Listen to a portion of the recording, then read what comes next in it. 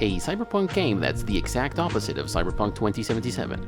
Elves, dwarves, orcs, and trolls hacking computers and fighting corporations in the year 2057. A story in which everyone who counts is female, and yet is not a feminist manifesto, and a mystery that is very, oh so very mysterious. Welcome to Ye Olde Entertainment. My name is Alex, and it is my duty, my mission, my purpose in life to help you decide whether that game that you have been thumping for so long is indeed the right game for you or not. And today we might just be dealing with a perfect candidate for such an endeavor, and that is Shadowrun Hong Kong, the second entry in the returning series of the long-running classic franchise of Shadowrun. Even if you're familiar with the Shadowrun game from back in the days of the Super Nintendo and the Sega Genesis, if you're anything like me, mixed reviews and average footage for all of the 3 games in this returning franchise have probably kept you from giving this one a shot in favor of the more popular and more visually striking options in the RPG genre. But is Shadowrun Hong Kong truly the apex game in the trilogy that elevates the franchise to the pantheon of modern-day RPGs? Is it a snore fest of bloated storytelling rolled into a wrapping of poorly designed mechanics and generic combat? Or is the truth, as it is often the case, somewhere in between? Let's find out, shall we? As you know, I rate games according to a system of categories that feels relevant to the genre of the game being reviewed. And the game being reviewed this time is Shadowrun Hong Kong, the second entry in the most recent trilogy of the RPG saga of Shadowrun, a dystopian sci-fi thriller in which mystery, fantasy, and peril are the order of the day. Let's start with character creation and progression.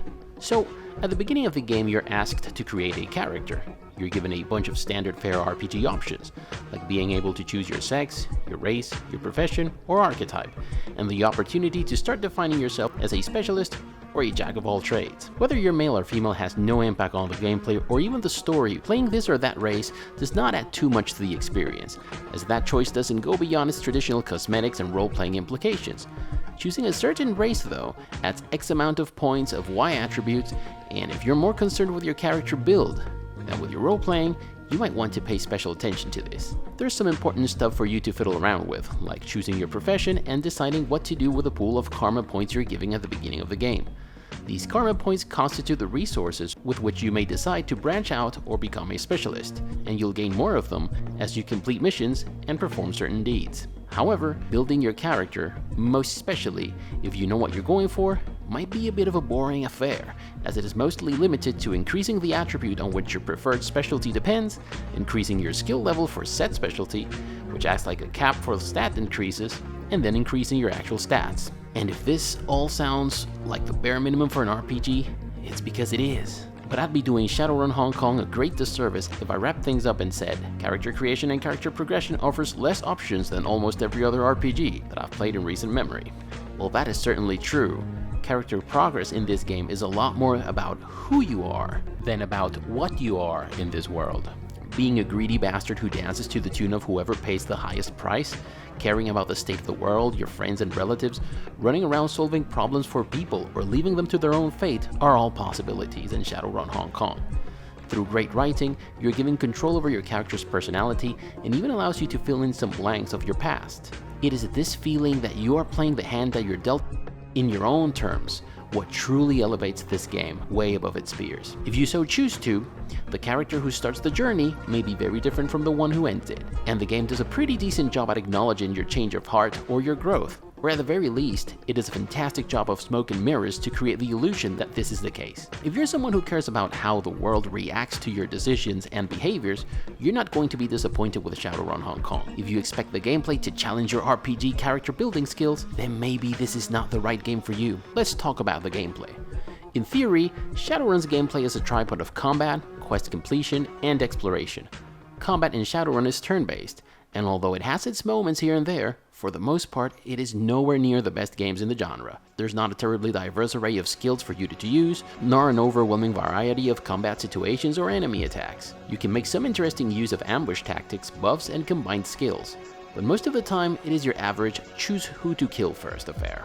The game also fails to give some basic information like how your odds of hitting someone increase if you decide to move to a different spot.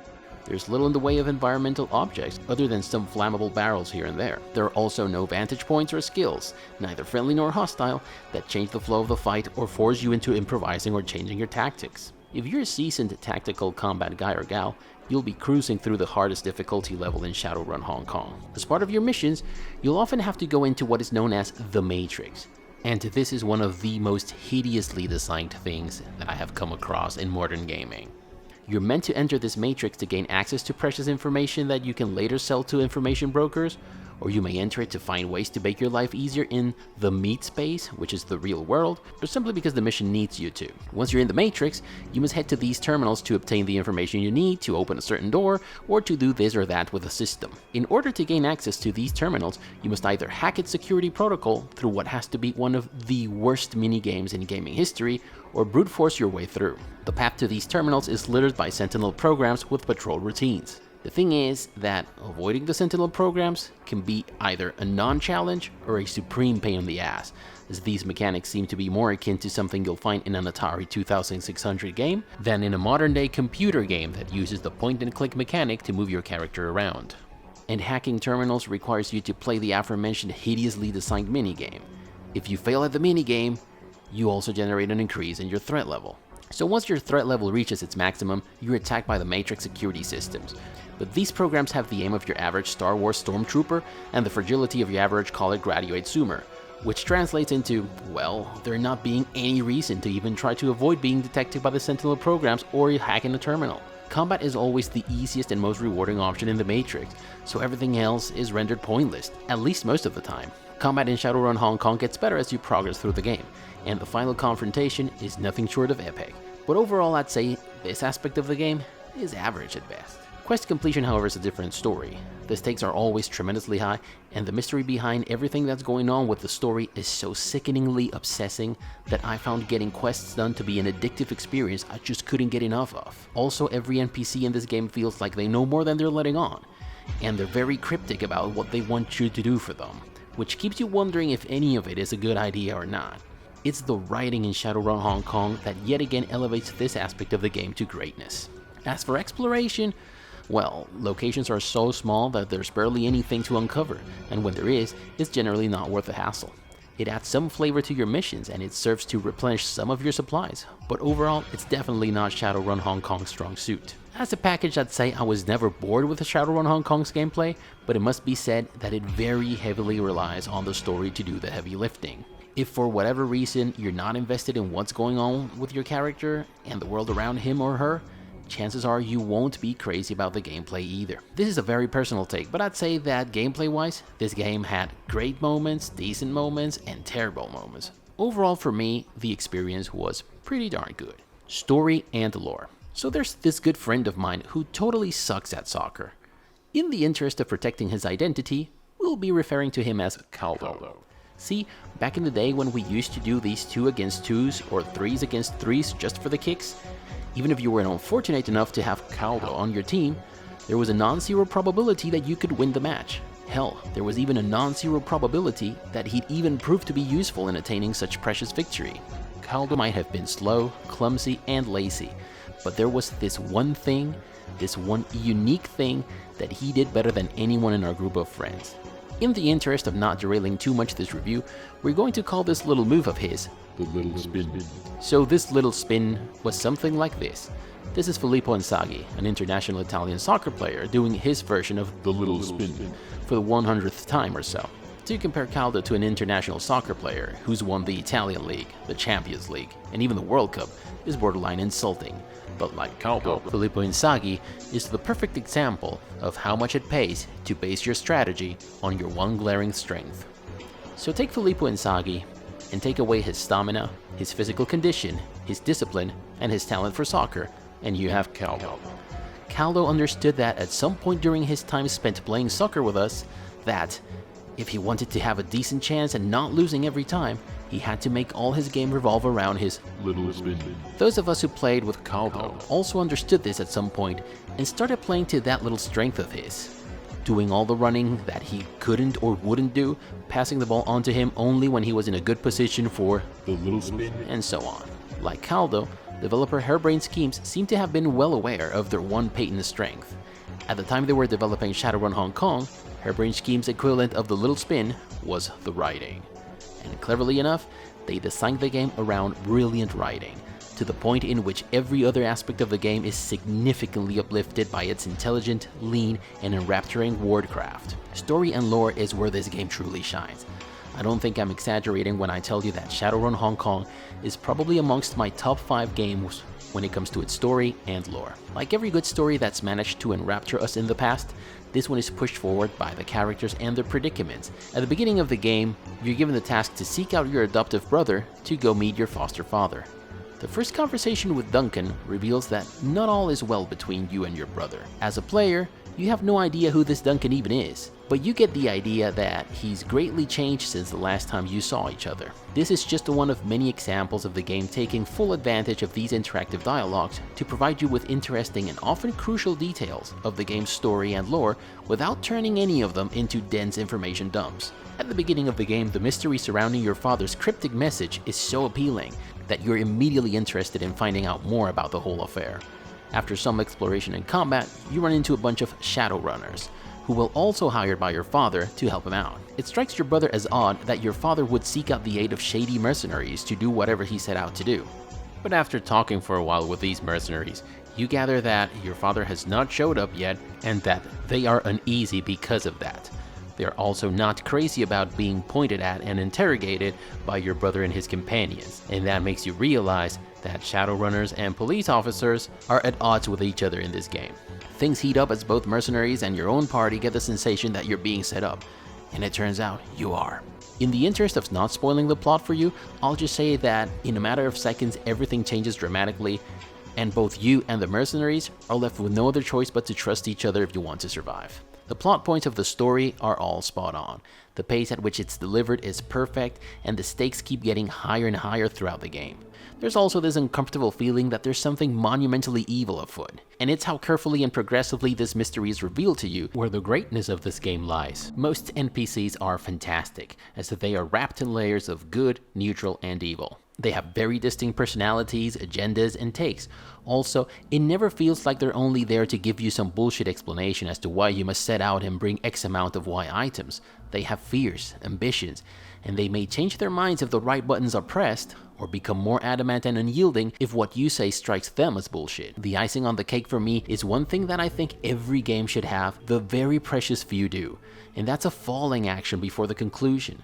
Most other games in the genre, even the good ones, end with a climax followed by a cutscene and, more often than not, an abrupt end. That's not the case with Shadowrun Hong Kong, as the climax is followed by a nice little moment in which you walk about, talk to people, and wrap things up. All in all, the writing is Shadowrun Hong Kong's secret weapon, and one that they used brilliantly to elevate every other aspect of the game. For me, there have been very few games in the history of gaming that have had this level of writing, and that earns Shadowrun Hong Kong a 10 out of 10 in this category. Companions lore-wise. As I've already mentioned, the writing in Shadowrun Hong Kong is exceptionally good. This is also true of your companions, though I can't help but feel like characters like Ractor could have been a little bit more involved in the plot, and that the inclusion of some sort of romantic subplot could have added yet more flavor and replay value.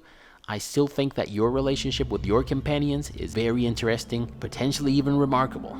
They don't shy away from telling you about their past exploits, the ins and outs of shadowrunning, or revisiting the past. Poking around enough about some topics may even reveal lengthy side missions that may end up tying into the main story. You know companions are interesting when by the end of the game, you wish you had the chance to engage them romantically. Gobbet and Isabel are fascinating as a duo. They have been shadowrunning for quite some time, so they know the slope of the land and a thing or two about kindly Chen, the de facto ruler of Hawaii, the district in which you end up operating, who also acts as your fixer for jobs. What I like about these two is that they are not smug, all-knowing, and don't seek to antagonize you or to compete with you. They are still shaken about recent events, they don't quite know what to make of the overarching mystery, and they are willing to learn from your experience every bit as much as you from theirs. Duncan finds himself a stranger in a strange land, dragged back to a life he had tried so hard to put behind him, and at odds with his own moral stance. It is interesting to see him progressively accept his new situation and even come to terms with certain things from the past. Although your companions walk beside you when you're out on missions, the minute you get to the city, they scatter and go back home. I wish they would have walked with me while exploring the district of Hawaii and maybe engage a bit more in casual non-related party banter. There is some solid competition in the genre when it comes to characters lore-wise, but I still consider the characters in Shadowrun Hong Kong to be amongst the very best. With very few exceptions here and there, Shadowrun Hong Kong is great overall in this aspect. Companions gameplay-wise. Gameplay-wise, I often feel like companions are treated more like assets than people. For example, when you're walking about in Heoi, you can't buy stuff and equip them with it the same way you can with your main character. And the progress of your companions in-game is different than your main characters. Your main character earns karma points, with which you can boost his or her attributes, the skills that depend on these attributes, and then improve their efficiency. You can't do that with your companions. In turn, every once in a while, your companions level, if you can even call it that, and you're given the opportunity to choose between two different skills every time this happens. They may not seem like much at first, but they go a long way into further customizing your tactics. They all have this tiny little, yet very useful word that tells you a lot about what the skill does for your character and your squad. As a result, every companion brings something unique to your squad. They're all cogs that fit your tactical machine, and that's something that I love. You can also hire some mercenaries, but even in the hard difficulty, and even after talking to them at the local pub, I never felt the need or interest of bringing any of them along for a run. The combat in Shadowrun Hong Kong is nothing to write home about, but the one thing that keeps it from being mediocre is the diversity and tactical relevance your companions bring to the game. So while it may not be great, companions in Shadowrun are every bit as good as they can be, considering the limitations of the combat, so I'm going to say that they stand in the good tier. Secondary mechanics. These are hideous. They're probably the worst I've come across this decade. The game has nothing besides its core gameplay. There's no crafting, no item upgrading, no minigames, no game mechanics other than its core turn-based combat. And the few things that you do have, like buying and selling stuff or equipping your character, are infuriatingly counterintuitive. User experience went out the window with this one. User experience encompasses many things. Some would say all things. Visual design is one of them, and I wouldn't say it's bad here. The font, the color, and the use of icons is adequate. Interaction design for all these mechanics, however, is just terrible. And in this day and age, I just don't understand how any developers can drop the ball with this aspect of the game, much less this badly. Take for example this.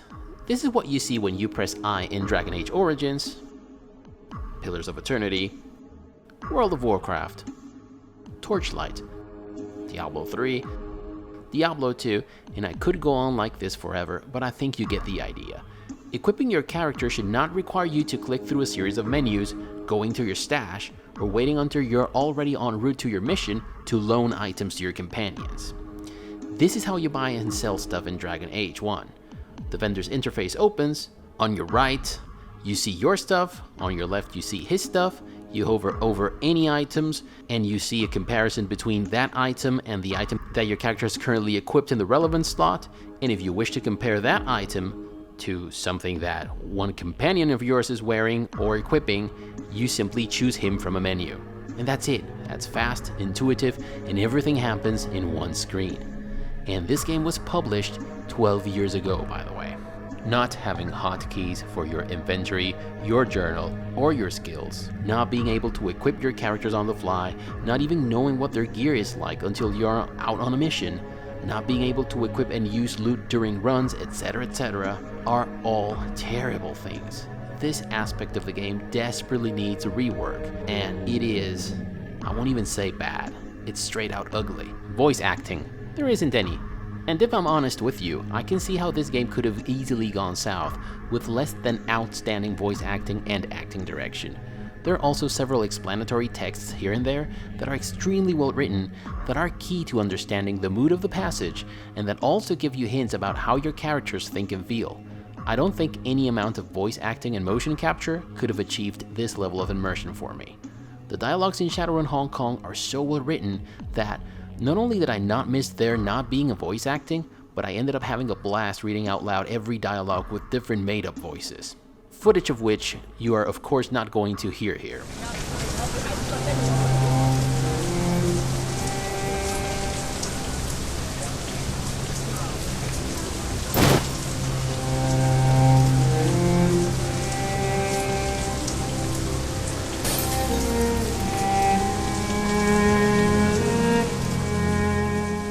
The music is subtle but spot on in every location and conversation.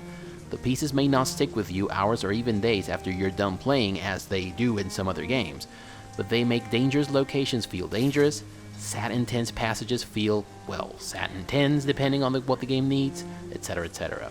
The music in Shadowrun Hong Kong takes the backseat, but in a good way.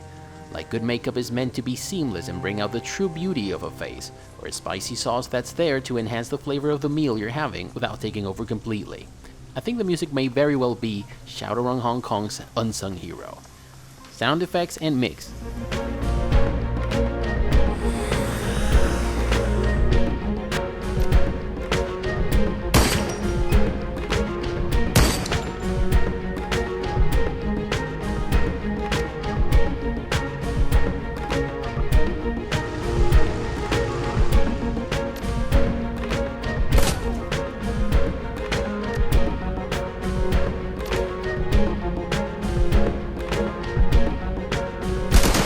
Though nothing in this department struck me as amazing, I thought it also contributed its share to the immersion of the experience. People don't yell when they are shot, electrifying attacks with Duncan's electric baton don't sound any different from punches, and spirits go down or vanish silently. There's also a party scene in which you get the text that tells you that extra wise sound is coming from the party area, and well, the sound doesn't exactly walk the talk. It's not perfect, and there are a few slip-ups here and there, but like the music and the graphics, which we will be talking about next, it makes you feel like there's stuff happening around you. And when this stuff needs to deliver on dramatic intention, it never fails. Overall, I'd say it's decent, borderline meh. Graphics. Locations were small and most of the times frustratingly devoid of things to do. The art, however, is nonchalantly immersive and adequate. The district of Heoi always felt like a haven for Shadowrunners like yourself, filled with people who were shady, but also empathic to outcasts. This district looks busy, lived in, and inviting, though I wish it had been larger and filled with more things to do. Some locations are better than others for sure, but each of them feels like it's the right scenario for whatever it is you're doing at them, be it a hit in a technology convention or a heist in a restaurant. The weapons and clothes also feel right and consistent, even if you only get to see them from afar. Most of the time at least. I think a bit more detail in the items and clothes would have gone a long way. Don't expect AAA stuff here, just cohesive solid graphic art. One that won't win any awards, but one that I would say gets the job done. Overall, I'd say graphics stand in the good tier. Performance and stability. This is solid. I never experienced a crash or a freeze, but this is not a demanding game in terms of resources, and it has been around for 6 years, so you shouldn't have any problems. There was one time in which the frame rate dropped dramatically, and there were also a few bugs, but all of that, mind you, happened during a mission called Misdirection, so watch out for that one. Near the end, there's also this one time in which the avatar that you get next to the text box is not the one of the character that's actually doing the talking, and this other time in which you can choose to bring along a companion for a mission even if you have decided to kill him already. But I don't think any of that is too serious, especially if you compare it to this other Cyberpunk game that's out there that you and I know about. It may not be perfect, but it's pretty darn decent. Other considerations and final thoughts. This is the year 2021, and people are still either oh-boying or oh-wowing about Cyberpunk 2077, or cursing it to no end.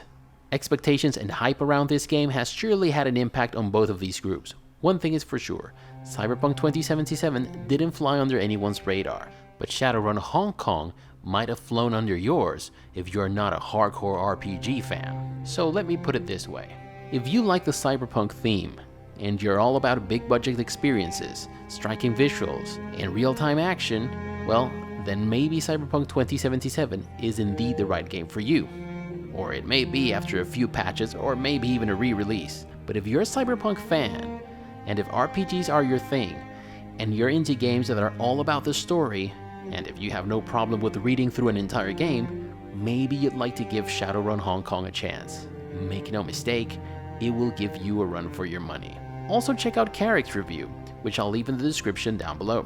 You'll see that this time we coincide, and chances are that once you're done with your first playthrough, you will too. This is our final score for Shadowrun Hong Kong. If you want to acquire Shadowrun Hong Kong, you might want to consider the deluxe edition that is now available on Steam for the price that you see on your screen. Well, that's all I have for today. If you liked the video, give it a thumbs up. If you didn't, thank you for watching all the way up until now. If you like what you're seeing in this channel, please consider subscribing and clicking that notification bell to avoid the usual YouTube shenanigans. Share the video, but most importantly, never stop gaming, but don't let gaming get in the way of your hopes and dreams. Bye everyone.